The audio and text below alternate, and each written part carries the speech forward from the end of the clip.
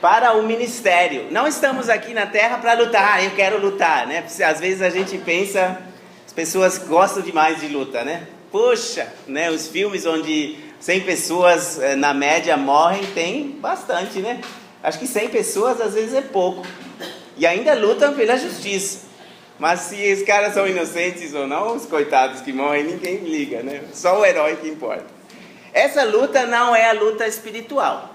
A luta para o ministério, porém, tem um alvo. A luta é para o ministério. Precisamos servir a Deus. E há algo que nos impede. Há algo muito real que nos impede. Então, primeira pergunta para nós todos.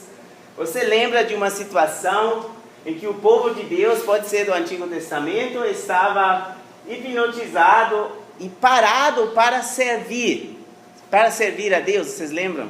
Eu acho que tem bastante. Vamos compartilhar, estamos entre nós, né? Por exemplo, nas estradas da Alemanha tem muitos veados. Cervo, né? Melhor, porque senão dá confusão, né? É bom, né? Eu tenho a desculpa do estrangeiro, eu posso errar à vontade. Então, se você tiver o farol no alto, o cervo, ele fica parado lá e olha para o farol e você vai bater nele, vai matá-lo. E por isso é recomendado, dentro do bosque, não usar farol alto na Alemanha. Acontece facilmente de poder hipnotizar alguém, e especialmente com medo. O povo de Deus muitas vezes sentiu medo. E hoje nós vamos ver um exemplo sobre isso. Porque se a gente está parado, hipnotizado, incapazes de servir, não é só que o serviço fica para trás, mas também nós estamos em perigo de vida. E todos nós estamos em perigo de viver sem servir a Deus. Nós gostaríamos hoje à noite de realmente ser acordados novamente para servir a Deus.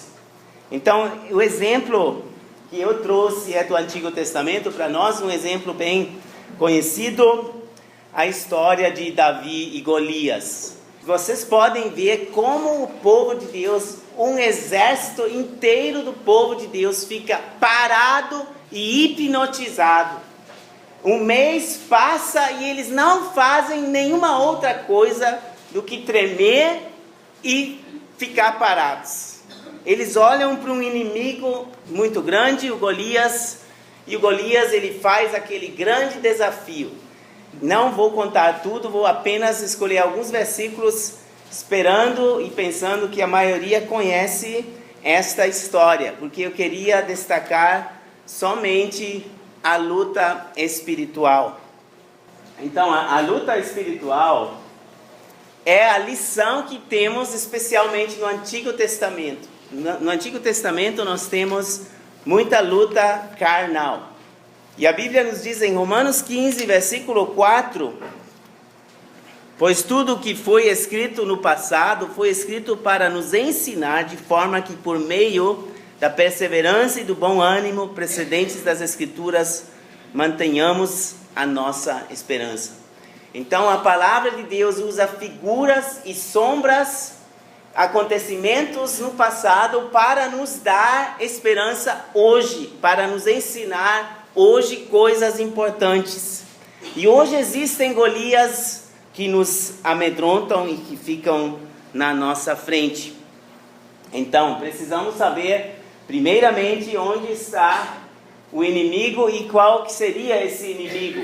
Se vocês agora olhassem para o lado, né, ficaríamos com problemas, né, ou para trás de você, né? Onde está o inimigo? Será que o inimigo é fulano? É cicrano? Nunca! A Bíblia diz claramente que não tem isso. Efésios 6, versículo 12 diz: nossa luta não é contra carne e osso, contra pessoas humanas, não é. Nós não queremos lutar contra carne e osso, porque esse não é nossa luta, mas existe uma luta real e um inimigo real. E a Bíblia diz que nossa luta é contra potestades demoníacas, contra poderes do mal, contra o diabo e seus poderes. Vocês podem ler isso em Efésios 6:12. Se a gente voltar para a história, é muito interessante ver onde o Golias está. Os pés dele que fizeram a terra tremer, né? Pisaram na terra prometida de Deus. E isso é muito interessante. Dentro da terra prometida, o inimigo entra e se manifesta. Nós temos uma outra terra prometida, nós temos promessas, né? Israel tinha uma terra real prometida para eles, né? Geograficamente estava tudo claro, foi prometido, eles entraram lá atrás em Josué, uns 300, 400 anos atrás, antes do acontecimento aqui. Eles tinham entrado nessa terra, Deus tinha prometido e eles entraram, tomaram posse, mas não 100%, vamos ver isso já. Mas nós temos hoje também uma terra prometida, temos as promessas de Deus para viver conforme a vontade de Deus. E as promessas são muito grandes, são maiores do que as promessas do Antigo Testamento. Só como prova, 2 Pedro, capítulo 1, versículo 4. Dessa maneira, Ele nos deu as suas grandiosas e preciosas promessas, para que por elas vocês se tornassem participantes da natureza divina e fugissem da corrupção que há no mundo causada pela cobiça. Olha, está bem definido aqui as promessas. Olha, uma pessoa que vive nas grandiosas e preciosas promessas de Deus, ela vai demonstrar e viver a natureza divina de Jesus Cristo. Que alvo maravilhoso! Não tinha ninguém maior, melhor para ser imitado nesta terra do que Jesus. Esse é o nosso grande alvo. E aí, infelizmente, os inimigos estão agindo no meio do povo de Deus, vamos ver isso também, para impedir que as promessas sejam realizadas. Aí a pergunta, né? Por que o inimigo ainda está na terra prometida? Por que ele estava ainda na terra prometida? Aí temos versículos bíblicos que eu vou citar para vocês como provas, né? Josué capítulo 1:3. Como prometi a Moisés, todo lugar onde puserem os pés eu darei a vocês. Puxa, e era uma terra bem ampla que Deus tinha prometido. Josué entrou e Deus falou: olha, onde você pisar é seu. Muito bonito. Mas vamos pular para o capítulo 11 em Josué, no versículo 22, e aqui nós lemos: nenhum Enaquim foi deixado vivo no território israelita, somente em Gaza, em Gate e em Asdod é que alguns sobreviveram. E aqui nós vemos que realmente na época os inimigos foram mortos, eram esses gigantes, considerados gigantes por causa do seu tamanho.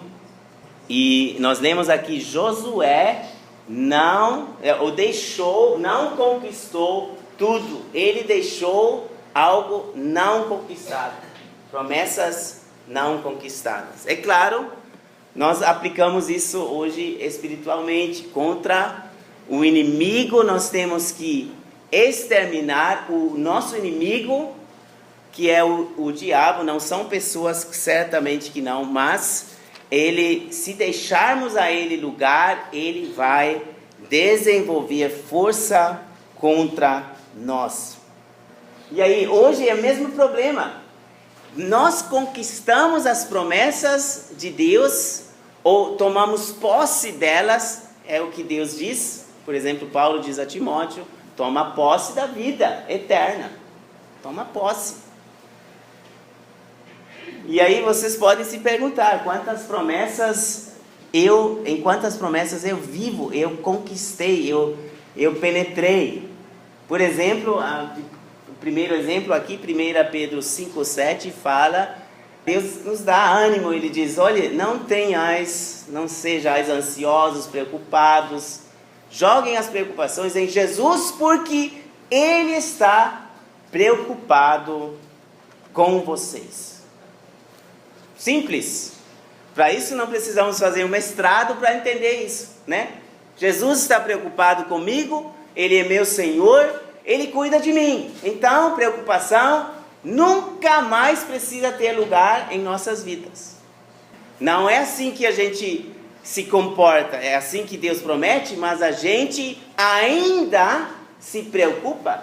E quem dá corda ao espírito de ansiedade, ele fica preocupado e preocupado e preocupado.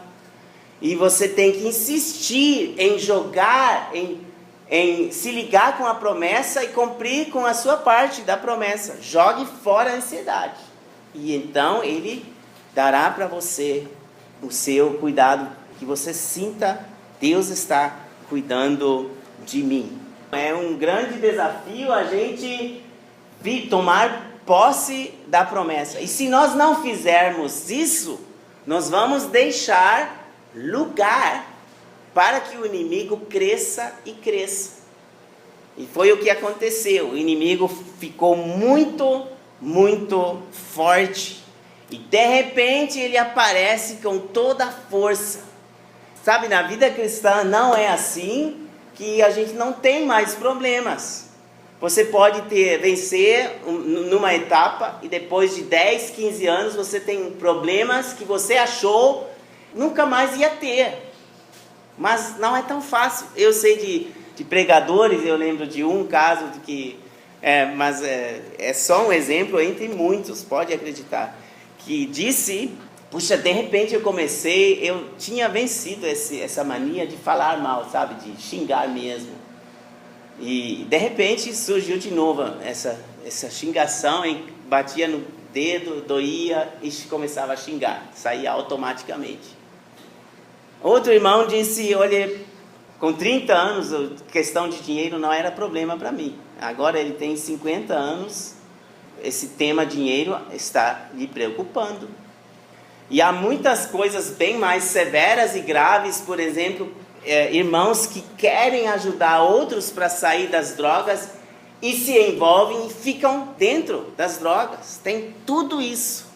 E nós temos que falar, e é um clamor, gente, o inimigo está entrando e se aprofundando nas igrejas. Ele está dando conta disso. Porque as promessas divinas, elas precisam ser levadas a sério, nós precisamos usá-las, nós precisamos considerá-las. Mas se deixarmos tudo assim, nada acontece, a não ser que o inimigo seja fortalecido. Então, de que maneira o inimigo agora aparece? A primeira coisa é que vocês podem agora abrir 1 Samuel capítulo 17 e nós vamos ler o primeiro versículo. Os filisteus juntaram suas forças para a guerra e se reuniram em Socó de Judá e acamparam em Efes-damim, entre Socó e Azeca. Os lugares não são muito relevantes para nós agora. Poderia ser entre Cáceres e Cuiabá, onde eles estão. Mas são simplesmente nomes de cidades. Mas olha, eles juntaram suas forças. E um pecado nunca vem sozinho. O inimigo junta forças. Ele junta-se com muitos. Já ouviu falar dos fios do pecado? Um pai demonstrou isso para o seu filho. O filho estava sempre mentindo. O filho não achava muito ruim, Aí o pai fala, mostra os seus braços assim. Aí ele pegou um fiozinho bem fininho de nylon, não muito forte, fraquinho, e colocou ao redor dos bracinhos. E aí, filho, está sentindo? Você está preso? E o filho faz assim, que nada, não estou. Então vem aqui, de novo. Aí ele fez duas voltas. O filho conseguiu ainda se livrar, mas dali para frente ele não conseguia mais. E o pai dando ainda as voltas. Aí ele falou, olha, esse que é o problema do pecado, ele não vem sozinho. Você vai ficar preso, você dá o dedo, o menor dedo, né? E o bicho suga você por inteiro. Ele come você por inteiro. Então, cuidado. O pecado tem uma dinâmica muito forte. Ele é poderoso. Não é para brincarmos com o pecado. Mas ainda bem, Jesus veio para cortar os laços do pecado. Ele tem o poder de desfazer e perdoar mesmo. Por isso, aproveitemos.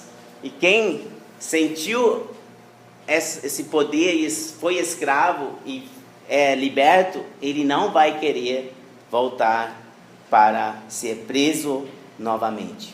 O inimigo se juntou com muitos, mas entre eles se destacou aquele gigante, o Golias. Ele vem, ele sai, ele fala, ele faz aquela proposta, versículo 4. Um guerreiro chamado Golias, que era de Gate, veio do acampamento filisteu. Tinha 2,90 metros de altura.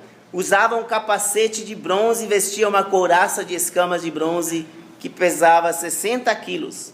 Nas pernas usava caneleiras de bronze e tinha um dardo de bronze pendurados nas costas. A haste da sua lança era parecida com uma laçadeira de tecelão e sua ponta de ferro pesava 7 quilos e 200 gramas. Seu escudeiro ia à frente dele. O cara, ele tinha força sobrenatural, porque um cara de 2,90, isso já é para homem normal, sobrenatural. Ele tinha armas pesadas, muito poderosas, força total e fatal para os israelitas. A reação foi medo, pânico, e eles tinham medo mesmo de fracassar no combate. Ele desafiou, ele falou, mandem um homem para cá, eu vou lutar contra ele, e quem vencer, venceu toda a guerra. Se eu vencer, vocês serão nossos servos, se ele vencer, nós seremos seus servos. Foi a proposta, mas ninguém tinha coragem de enfrentar esse cara. Um cara que já tinha matado muita gente, não tinha dó. Eles tinham medo da morte, é claro, mas também do fracasso. E olha, o medo do fracasso nos persegue. Ele está em nossas vidas e o Golias nos desafiando e causando pânico na vida até de cristãos. Medo de fracassar, de passar vergonha. E o inimigo aproveita-se disso. Ele zomba, né? Com certeza a risada dele era forte, né? Né? A terra tremia e ele zombava da turma. Quem vocês são? Eu sou o grande Golias. Ninguém pode comigo. E hoje ainda o inimigo está zombando do povo de Deus. E aí, quem é você, cara? Você quer servir a Cristo? Mas olhe a sua vida. Olhe como você se comporta na sua família, olhe para os seus filhos, olhe como que você vai servir a Deus. A Bíblia chama o inimigo de acusador, o acusador dos irmãos. Ele acusa, então ele sempre vai usar os nossos erros para nos acusar. Quem é você? Você acabou de errar. Eu vi. Olha aqui, como que você quer servir a Deus? Como que você quer ganhar uma vitória se você fez isso? E quem não sente a acusação do inimigo, talvez ainda não tenha o inimigo como inimigo. Se você ainda está do lado errado. Você precisa se converter a Jesus Cristo e você vai ver como existe realmente o acusador. O desafio é claro, né? O desafio é para uma luta entre Golias e um homem entre eles. Mas parecia ser uma luta impossível. Também o mais experiente soldado, o mais forte, era o rei Saul. Ele tinha uma cabeça a mais de altura do que os outros. Mas em comparação com Golias, não era nada. Não servia para nada. Então também Saul, Ele entrou na sua tenda e ficou lá tremendo, como os outros também. Mas olha, o inimigo, ele tem insistência. Ele insiste. Então essa cerimônia, esse show de desafio, de zombaria e de acusação era muito grande. 40 dias aconteceu. Dia após dia, de manhã o cara saía, ria, zombava do povo e falava: e aí, manda um homem para lutar comigo. E no sol brilhava, né, a sua couraça poderosa que ele tinha. E olha, à noite ele fazia de novo. Queria, né? De noite, né? O sol também brilhava, né? Ele usava todos os efeitos, né? Para se demonstrar quem ele era. Então eles tinham uma impressão de 80 vezes serem humilhados. 80 vezes. O inimigo falando mal e colocando eles no chão, humilhando-os totalmente. Como um inimigo desse tamanho pode desaparecer, né? Isso que é a nossa pergunta. Mas é justamente isso que a Bíblia nos ensina e que ela nos mostra. Um inimigo assim também pode desaparecer. E o que faz os nossos corações se alegrar sobremaneira é que Ele mesmo fez com que acontecesse a sua queda. Ele chamou pelo homem que teria que lutar contra ele e não sabia que ele estava chamando a sua própria morte e condenação. Mas ainda esse homem não estava lá, não estava. Quando Golias estava lá, triunfante, desafiando 80 vezes, ou 78 vezes, melhor dito, Davi ainda não estava. O Davi que então venceu. Mas ele pediu um homem. E por exatamente esse homem, ele seria derrubado, ele seria vencido. Jesus é este homem. Existe somente um homem que vence o nosso maior inimigo e o maior inimigo de Deus. É a morte. Deus, ele acabou com a morte quando Jesus morreu, tomou posse da morte e prendeu a morte, destruiu a morte. Sempre que eu tenho que ir no cemitério ou velar uma pessoa, eu fico feliz que eu conheço aquele que venceu a morte e que é inimigo da morte. Porque quando você vê nos rostos das pessoas o desespero e a tristeza, não há como sentir um pingo de prazer na morte. Não, para Deus não é natural, felizmente. Não é o caminho da vida, a morte. Não, Deus é inimigo da morte e veio em Jesus acabar com ela. Jesus ressuscitou, ele venceu a morte. Nós acabamos de ler, né, na introdução, que bom, Jesus tem a chave da morte nas suas mãos. Ele pegou a chave da morte das mãos do diabo, né? A Bíblia nos mostra isso em Hebreus 2,14, quem tiver curiosidade para ler. Mas vamos um pouquinho pensar sobre Davi, porque quando nós nos ligamos com Jesus Cristo, nós nos tornamos pessoas de fé. Davi foi enviado pelo seu pai para ir ao encontro dos seus irmãos. E Davi não sabia nada da história até chegar lá. E quando Davi chegou no campo de batalha, que ainda era tudo parado, né? Aí ele, de repente, na conversa com os irmãos, ninguém lhe explicou nada.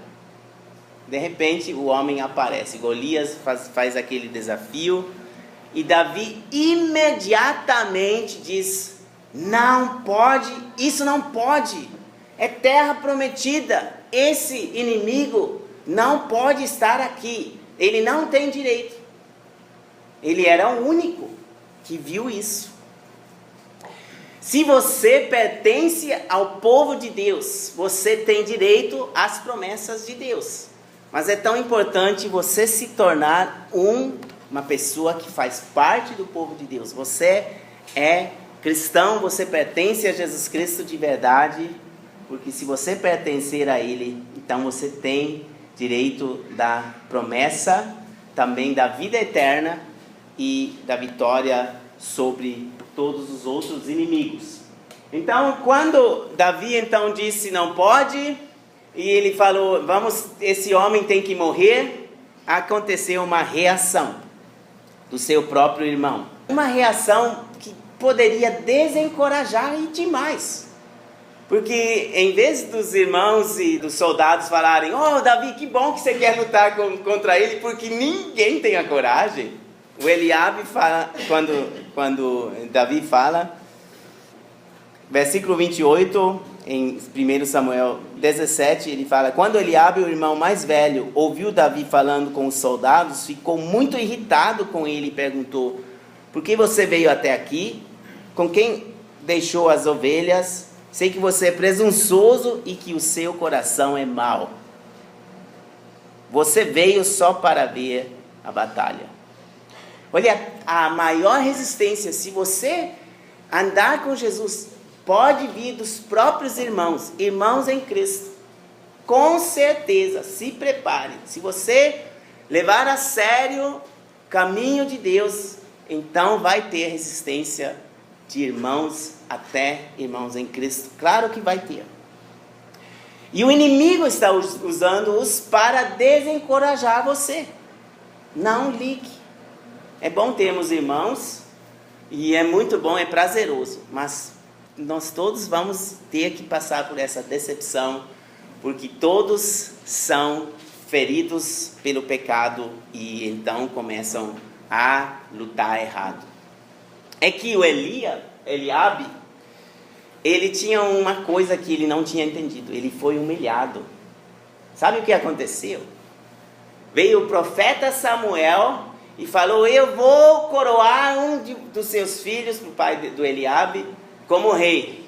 E quando Samuel viu Eliabe chegar, um cara fortão aí, o maior, mais velho, então Samuel precipitadamente diz, esse vai ser o rei. E aí Deus fala, não é.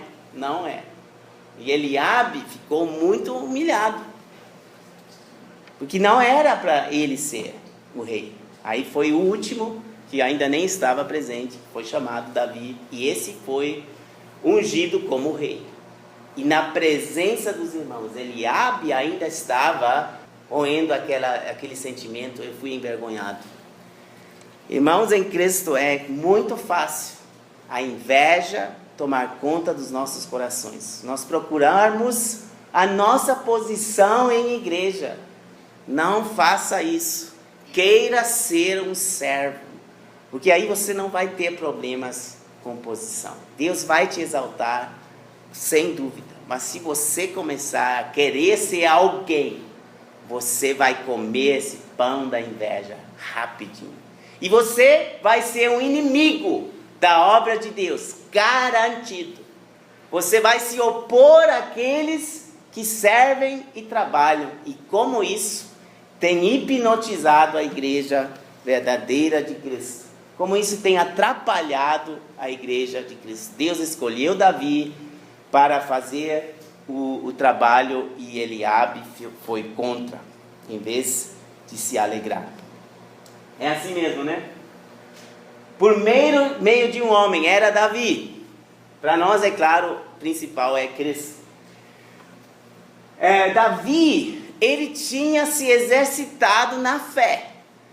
Ele tinha já feito obras da fé, mas ninguém tinha visto, né? Ele correu atrás do leão até matá-lo. Não sei se vocês conseguem lembrar, mas ele matou leões e também ursos. Nós também correríamos, né? Mas na outra direção, né? Sem dúvida. Mas ele foi atrás e matou o leão. Já tinha exercitado sua fé. Ele sabia, Deus pode.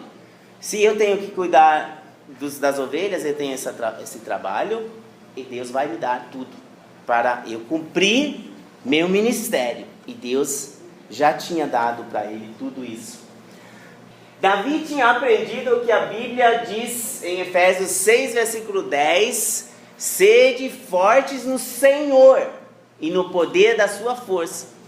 Aí não precisamos ser fortes em nós. Davi não era muito forte exteriormente, eles até zombam dele, mas no Senhor ele era forte. Que diferença! Ele era fraco, mas ele até se vangloriava da sua fraqueza, como Paulo. E aí ele era forte no Senhor. E o seu segredo era, ele permanecia no Senhor. Ele sempre estava perto do Senhor. Por isso Deus podia usar ele, por isso podia ser um ministro útil para Deus. Ele não confiou na armadura que ele recebeu, porque o Saul, ele viu aquele coitadinho e pensou: Davizinho, né? Vamos dar pelo menos a minha armadura para ele. Aí colocaram a armadura de Saul no Davi, e aí Davi nem conseguia se mexer. Falou: olha, é impossível. Então, não tente, nem comece a imitar homens de Deus, a usar a armadura deles, mesmo que tenham sido maravilhosos, porque você tem que ser você e a força de Deus. Mas isso basta mesmo para ganhar vitórias. Pois é, e aí ele foi ao combate, né? Davi não usou nenhuma armadura, mas foi ao rio, pegou 5 pedras lisas, e usou a sua fenda e foi ao encontro do Golias. Ele sabia, Golias, por mais que ele seja forte, ele tem um ponto fraco e ele não vai resistir, né? Aqui, né? Não estou falando mal de vocês, mas era aqui, nos pensamentos, na cabeça, onde era o ponto fraco do Golias. E é o nosso ponto fraco em geral. Aqui estamos sendo atacados, e se vencermos aqui, nós podemos vencer em Cristo. É claro, tem que ser até o coração, a ligação, mas é uma área muito extrema de combate, os pensamentos. O ponto fraco no mundo invisível é a luz de Cristo. O inimigo não resiste à luz de Jesus Cristo. Ele não aguenta.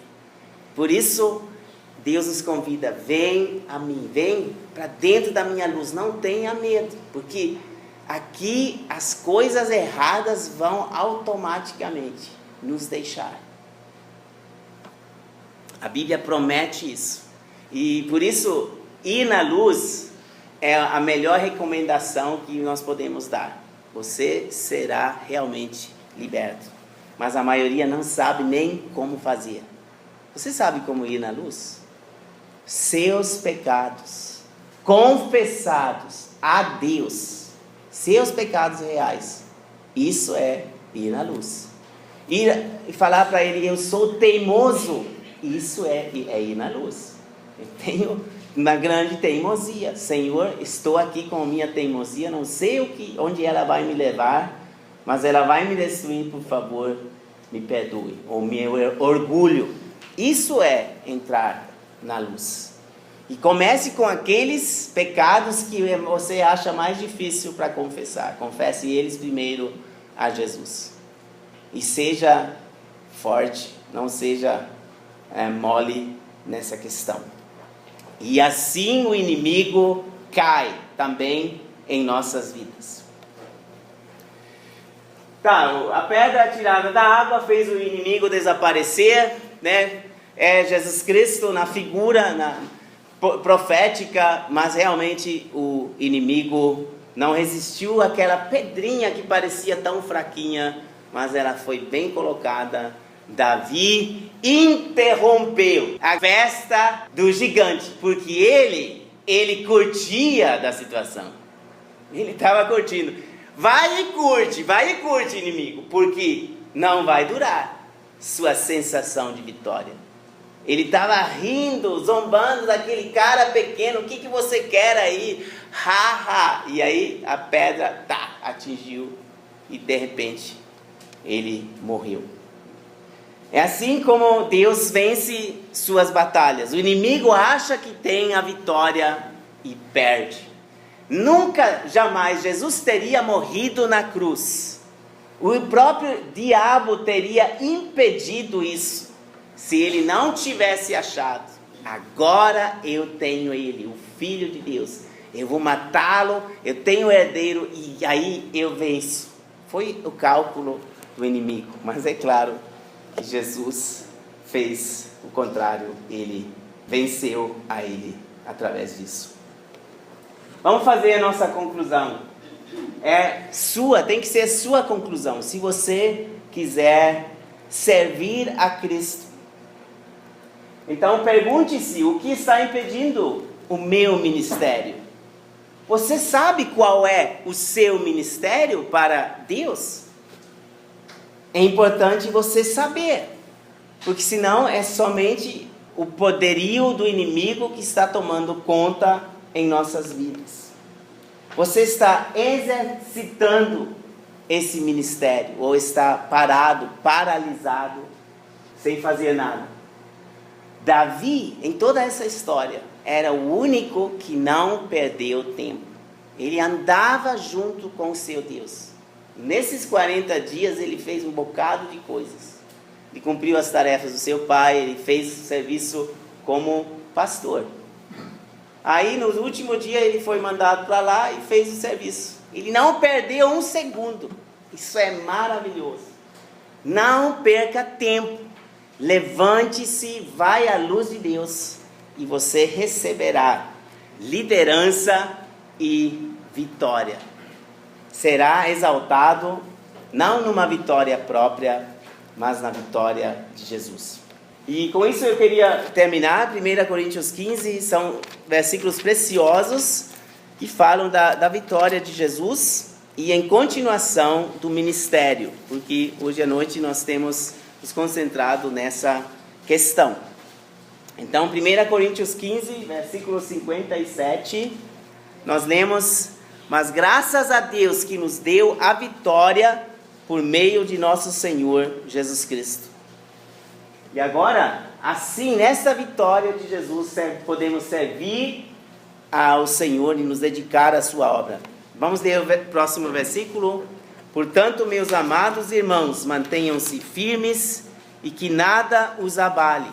Sejam sempre dedicados à obra do Senhor, pois vocês sabem que no Senhor o trabalho de vocês não será inútil.